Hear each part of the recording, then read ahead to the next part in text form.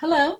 Today we're going to be doing another deck review, but before we get started, I do want to remind everyone that we put out a new video every week, so make sure to hit that subscribe button down below so that you can follow along. Now let's get to the cards.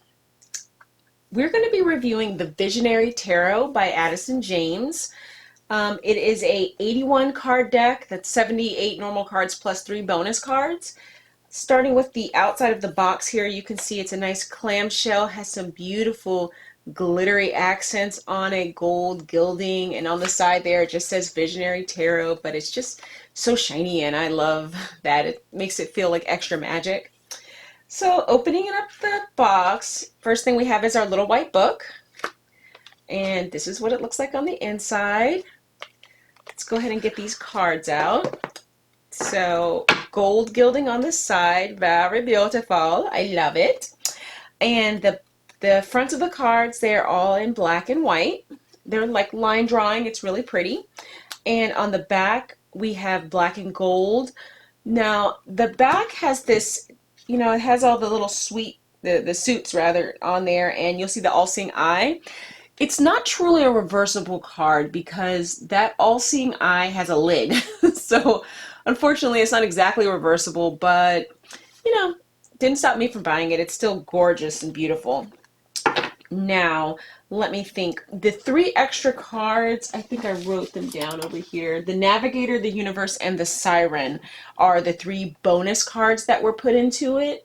So it's a nautical themed deck. The author describes it as highlighting the stars and their purpose to those looking for direction while navigating the seas. So, it makes sense.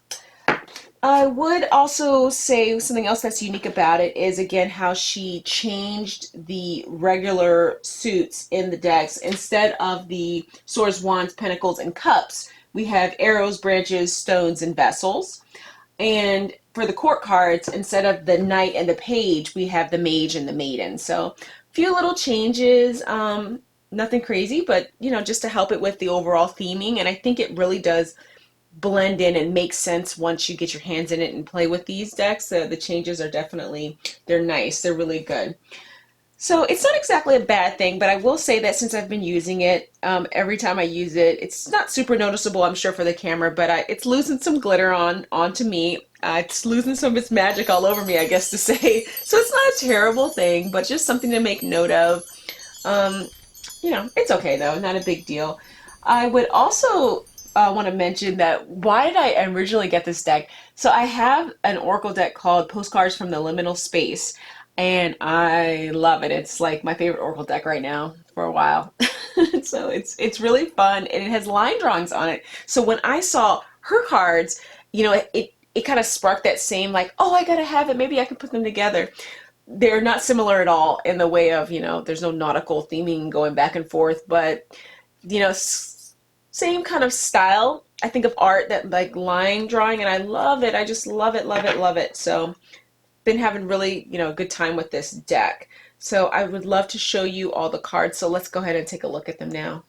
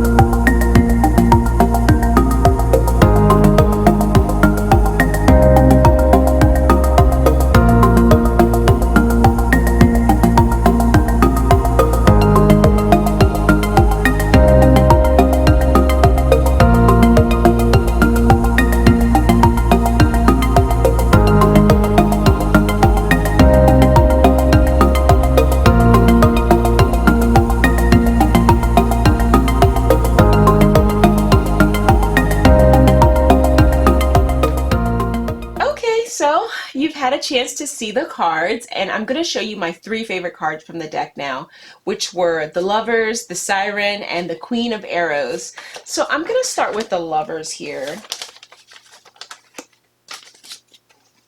Here we go.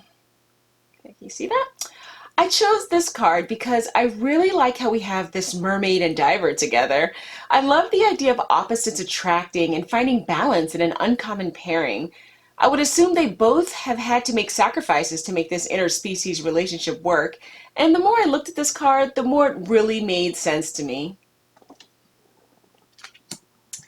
So next we have the Siren. So here we go with the Siren. So she's one of the bonus cards. In the Little White Book, the author writes, "Finding your purpose, positive outlook, seeking a better future, hopeful demeanor."